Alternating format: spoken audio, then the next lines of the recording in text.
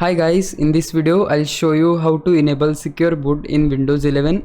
If this video helps you, please consider subscribing my YouTube channel and liking the video. So first thing we are going to do is to just check if your secure boot is on or off.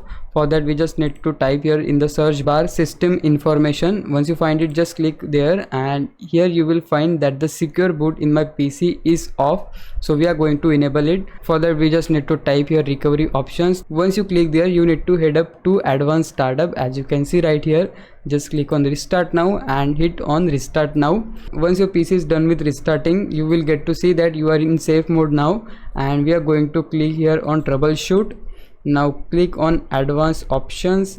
Right here we are going to click on UEFI firmware settings, and here we just need to click on restart now. Once your PC is restart, you will get to see that you are in your BIOS now, and from BIOS we can easily enable the secure mode. So in my PC I'm using MSI motherboard, so you will get to see that how to enable secure mode in MSI motherboard, but you don't have to worry about because the process is same. You just need to find the options in your motherboard. You can just search it on Google, like if you using Aorus motherboard, so you can just search there Aorus motherboard secure boot options. You will get to see all the information. So in my motherboard I just need to click on advanced options. So once you click on advanced, here you will find the option for Windows OS configuration, and this thing going to be same in every motherboard. So basically you just need to find this, and once you find Windows OS configuration, just click there, and here we just need to click on BIOS UEFI or CSM mode.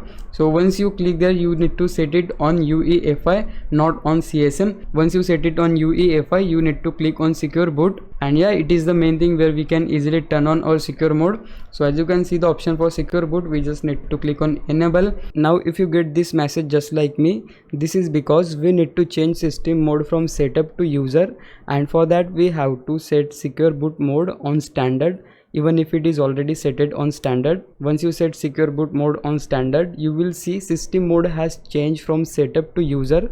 Now you are ready to enable secure mode on your PC, but with some motherboards you cannot enable secure boot even if your system mode is changed to user. In that case you need to save changes and get back from BIOS to your home screen, and again repeat the same process from beginning. Once you do that, you can also enable secure boot in your PC.